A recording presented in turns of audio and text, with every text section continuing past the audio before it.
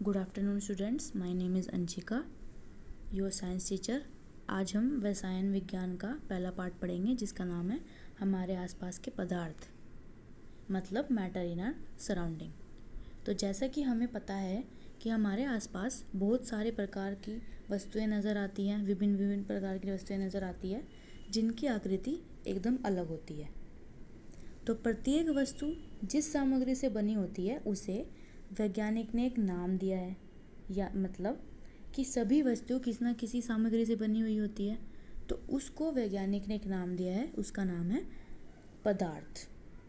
अब जैसे हवा, पानी, इंसान, कुछ भी चीज़, कोई भी वस्तु कुछ ना कुछ स्थान ग्रहण करती है। इस ब्रह्मांड में जितनी भी वस्तुएं हैं कोई ना कोई स्थान तो घेरती हैं वो सब। तो इसलिए वैज्ञानिक ने उन्हें पदार्थ का नाम दिया है। अब जैसे कि हम जानते हैं प्राचीन काल में पदार्थ को 5 मूल तत्वों में बांटा गया है, जिसे हम पंचतत्वी कहते हैं। जैसे आकाश, पहला है आकाश, वायु, पृथ्वी, पानी और आग। वैज्ञानिकों का मानना है, प्राचीन काल में वैज्ञानिकों का यह मानना था कि जो भी पदार्थ बने हुए हैं वो सब इन्हीं 5 तत्वों से बने हुए होते हैं। अब हम यह पढ़ेंगे कि पदार्थ का भौतिक स्वरूप क्या होता है। तो आज हम पहला टॉपिक पढ़ेंगे, पदार्थ का भौतिक स्वरूप। तो शुरू करते हैं। पदार्थ का भौतिक स्वरूप पहला है, पदार्थ कणों से मिलकर बना होता है। जो भी पदार्थ होता है वो छोटे छोटे कणों को मिलके बनता है। जैसे कि कोई भी आप ठोस ले लो, सरल ले लो, कुछ भी ले लो, वो छोटे छोटे पदार्थ, छोटे छोटे कणों से मिलकर वो पदार्थ बनता है। तो पहला भौतिक स्वरूप ये है पदार्थ का कि वो सभी, कोई भी पदार्थ छोटे छोटे कणों से मिलकर बना होता है। दूसरा कि पदार्थ के ये कण कितने छोटे होते हैं, हम इन कणों को हम देख भी नहीं पाते। अब कुछ भी चीज़ है, कोई भी चीज़ आप अपने आसपास देखते हैं तो आप उनके कणों को बिल्कुल नहीं देख सकते, क्योंकि वो इतने छोटे होते हैं कि आप अपनी आंखों से वो देख ही नहीं सकते। अब जैसे कि हमने एक गिलास में पानी लिया, उसके हमने पोटेशियम डाल दिया 1 चम्मच, तो उसके बाद हमने उस पोटेशियम को मिला दिया। उसके बाद हमने उस पोटेशियम का थोड़ा सा भाग दूसरे गिलास में डाल दिया, फिर उसको मिला दिया, फिर दूसरे गिलास में डाल दिया, फिर उसको मिला दिया, फिर दूसरे गिलास में डाल दिया, फिर उसको मिला दिया। जैसा कि आप इसमें देख रहे हैं, पहले इसके अंदर करा, फिर इसमें मिलाया, फिर इसके अंदर मिलाया, फिर इसमें मिलाया, फिर इसमें मिलाया। लेकिन आप ये देख रहे हैं कि जो पिंक कलर है, जो पिंक रंग है, वो चलता ही जा रहा है आगे तक। थोड़ा थोड़ा कम हो रहा है लेकिन चलता ही जा रहा है। तो आप ये देख सकते हैं कि इतने छोटी सी चम्मच में कितने सारे कण हैं कि वो आगे तक ही वो कलर को दिखा रहा है। तो आप इसी से अंदाज़ा लगा सकते हैं कि कितने छोटे होते हैं कि 1 चम्मच में कितने सारे कण उपस्थित होते हैं। तो ये है दूसरा पदार्थ का भौतिक स्वरूप।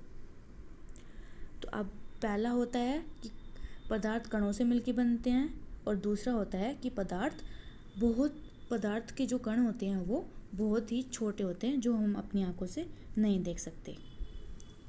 अब हम आगे पढ़ेंगे पदार्थ के कणों के गुण, जो भी उनके अंदर गुण होते हैं वो क्या क्या होते हैं। अब पदार्थ के कणों में रिक्त स्थान होता है, यानी कि पदार्थ जो होते हैं, उनके जो कण होते हैं आपस में जुड़े हुए, उनके अंदर कुछ ना कुछ छोटा या ज़्यादा या कम स्थान होता है। लेकिन जैसे अब हम ठोस में देखेंगे, ठोस में जो स्थान होता है वो बहुत कम होता है, लेकिन स्थान होता है। अब जैसे तरल है, तरल में थोड़ा सा ज़्यादा स्थान होता है ठोस से, और हवा में बहुत ज़्यादा स्थान होता है। तो ये इसका गुण है, ये पदार्थों के गुण हैं कि जो स्थान है वो होता है कणों के बीच में। तो पहला ये हो गया। अब हम पढ़ेंगे दूसरा क्या है। दूसरा है कि पदार्थ के कण निरंतर गतिशील होते हैं। अब हम देखते हैं कि जो हवा होती है वो एक जगह से दूसरी जगह फटाफट चली जाती है। इसका मतलब कि जो कण होते हैं वो बहुत गतिशील होते हैं, वो बहुत जल्दी जल्दी हवा में चलते हैं, तैरते हैं। अब जैसे इसमें आप देख रहे हैं कि जो ये कण हैं ये आसपास घूम रहे हैं।